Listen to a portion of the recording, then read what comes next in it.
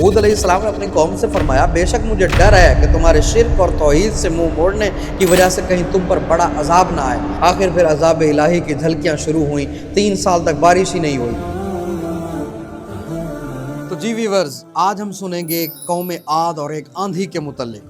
तूफ़ान नूह ख़त्म होने के बाद हज़रत नूह अलैहिस्सलाम और कश्ती में सवार जो दीगर मुसलमान थे, जब ये जूदिये पहाड़ पर उतरे ना, तो करीबी इलाके में एक बस्ती कायम करके उसमें रहना शुरू कर दिया। यहाँ सिर्फ हज़रत नूह अलैहिस्सलाम की औलाद का सिलसिला आगे बढ़ा। जब बकिया मुसलमानों से कोई नस्ल आगे नहीं चली तो अल्लाह तबारक व तआला ने औलाद नूह में बरकत दी और गुजरते वक्त के साथ साथ आप अलैहिस्सलाम की नस्ल में इजाफा होता रहा। जब इनकी तादाद बढ़ी तो ये मुख्तलिफ कौमों और कबीलों में तकसीम होकर दूर दराज के इलाकों में फैल गए। उन्हीं में से एक कबीला जज़ीरे अरब के जनूबी तरफ जो यमन के रेतले टीलों वाले इलाके अहकाफ में क़याम पजीर हो गया। ये कबीला अपने वालिद आद या बादशाह आद की निस्बत से कौम आद के नाम से मशहूर हुआ और अल्लाह तबारक व तआला ने कौम आद को सल्तनत दी और बदनी कुव्वत भी बहुत अता फरमाई, यानी बड़े ताकतवर लोग थे। तो इनमें एक था शद्दाद बिन आद जैसा बड़ा बादशाह, ये इन्हीं में से ही गुजरा है और जिस्मानी एतबार से ये लोग इंतहाई सेहतमंद, कवि और तवाना और कद भी बहुत लंबे थे और जिस्म भी बड़ा भारी और समझे डेल डोल वाले लोग थे। और नेमतों की बहुतात के सबब कौम आद बड़ी खुशहाल और आरामदेह ज़िंदगी बसर कर रही थी, लेकिन उनमें कुफ्र और शिर्क और फिस्क व फजूर की वबा फैली हुई थी। ये लोग अल्लाह की तौहीद, इबादत खुदाबंदी और इताअत रसूल छोड़कर मुख्तलिफ नामों से मौसूम अपने ही जो है वो बनाए हुए बुतों की पूजा किया करते थे और ज़िंदगी की मौज मस्तियों में लुत्फ अंदोज हो रहे थे। मजबूत महल भी तामीर किया करते थे। इनके तर्ज अमल से ये लगता था जैसे इन्हें कभी मरना ही नहीं है, ये हमेशा यानी जिंदा ही रहेंगे ये लोग। इनका इन्हीं अंदाज ये था, लाइफ स्टाइल इनका ये था।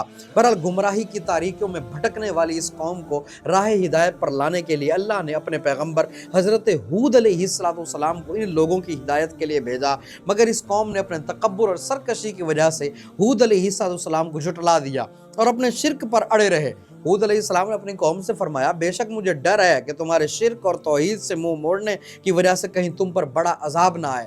अगर तुम इससे बचना चाहते हो तो अल्लाह की वहदानियत पर ईमान लाओ और सिर्फ उसी की इबादत करो। हूद अलैहिस्सलाम की नसीहत के जवाब में कौम ने कहा, क्या तुम हमारे पास इसलिए आए हो कि हमसे हमारे खुदाओं की पूजा छुड़ाकर हमें अपने दीन की तरफ फेर दो? ऐसा हरगिज़ नहीं हो सकता। हाँ, तुमने हमें जो अजाब की वईद सुनाई है, इसमें अगर तुम सच्चे हो तो फिर ऐसा करो कि वो अजाब हम पे ले आओ। उनके इस जवाब के बाद ना आखिर फिर अजाब इलाही की झलकियां शुरू हुई। 3 साल तक बारिश ही नहीं हुई। हर तरफ कहत व खुश्क साली का दौरा हो गया, यहाँ तक कि लोग अनाज के दाने दाने को तरस गए। उस ज़माने का ये दस्तूर था कि जब कोई बला और मुसीबत आती थी तो लोग मक्का मुअज़्ज़मा जाकर खाने काबा में दुआएं मांगते थे तो बलाएं टल जाया करती थी। अब हुआ क्या, एक पूरी जमात, एक ग्रुप बना के ना ये मक्का मुअज़्ज़मा गए। उस वक्त अल्लाह ने कौम आद की तरफ 3 बदलियां भेजी, एक सफ़ेद, एक सुर्ख, एक सियाह। और आसमान से एक आवाज़ आई कि ए कौम आद, तुम लोग अपनी कौम के लिए इन 3 बदलियों में से एक बदली को पसंद कर लो। इन लोगों ने काली बदली को पसंद कर लिया और ये लोग इस ख्याल में मगन थे कि काली बदली जो है ना वो खूब ज्यादा बारिश देगी। अबर सियाह जो था ना वो कौम आद की आबादियों की तरफ चल पड़ा। कौम आद के लोग काली बदली को देखकर बड़े खुश हुए और हजरत हूद अलैहिस्सलाम ने फरमाया कि ए मेरी कौम, देख लो अजाब इलाही अबर की सूरत में तुम्हारी तरफ बढ़ रहा है। मगर कौम के गुस्ताखों ने अपने नबी को झुटला दिया और कहा, कहाँ का अजाब और कैसा अजाब? ये तो बादल हैं जो हमें बारिश देने के लिए आ रहे हैं। ये बादल मगरिब की तरफ से आबादियों की तरफ जो है ना वो बढ़ता हुआ आ रहा है और एकदम जो है ना वो क्या कहते हैं, नागहां उसमें से एक आंधी आई जो इतनी शदीद थी कि ऊंटों को उनके सवार के साथ, जो उस पर सवार थे, उनके साथ उड़ाकर कहीं से कहीं फेंक देती थी। फिर इतनी जोरदार हो गई कि दरख्तों को जड़ों से उखाड़ कर उड़ा ले जाने लगी। ये देखकर कौम आद के लोगों ने अपने मजबूत महलों में दाखिल होकर दरवाजों को बंद कर लिया।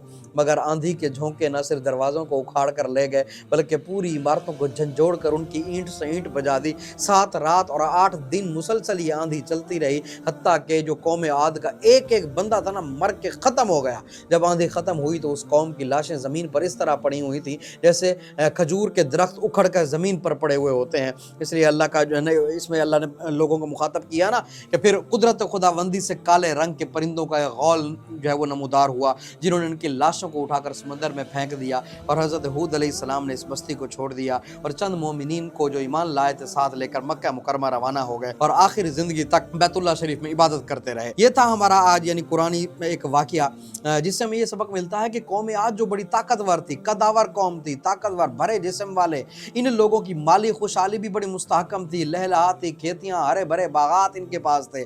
पहाड़ों को तराश तराश कर इन लोगों ने गर्मियों और सर्दियों के लिए अलग अलग महल्लात बनाए हुए थे। इन लोगों को अपनी कसरत, अपनी ताकत, अपने जो है ना वो क्या कहते हैं खुशहाली पर बड़ा एतमाद था, सामान ऐश और इज़्ज़त पर बड़ा नाज था। मगर शिर्क और बद अमालियों और बदकारियों की नहूसत ने इन लोगों को कहर इलाही के अजाब में इस तरह गिरफ्तार किया कि आंधी के झोंकों और झटकों ने इनकी पूरी आबादी को झंझोड़ कर चिकनाचूर कर दिया और इस पूरी कौम के वजूद को सफ़े हस्ती से इस तरह मिटा दिया कि इनकी कब्रों का भी कभी आज भी निशान नहीं मिलता, ख़त्म हो गया सब। तो बताने का मकसद ये है नाज़रीन कि अल्लाह तबारक व तआला की शान बुलंद व बाला है।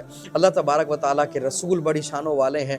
तो जिन कौमों के पास रसूल आए, जिन्होंने उनकी बातों को माना, अल्लाह ने उनको इज़्ज़तें अता की, और जिन्होंने अल्लाह के रसूलों की नाफरमानी की है, अल्लाह ने दुनिया में दर्दनाक अज़ाबात का मज़ा उनको चखाया है। ये पुरानी वाक़यात हमें ये सबक देते हैं कि हम अपने नबी के फ़रामीन पर मुकम्मल तौर पर अमल करें, ताकि हमारी ज़िंदगी, दुनियावी ज़िंदगी भी खूबसूरत हो जाए और आखिरत के अंदर भी सुरखरुई हमारा मुक़द्दर बन जाए। आमीन बिजाहि ताहा व यासीन।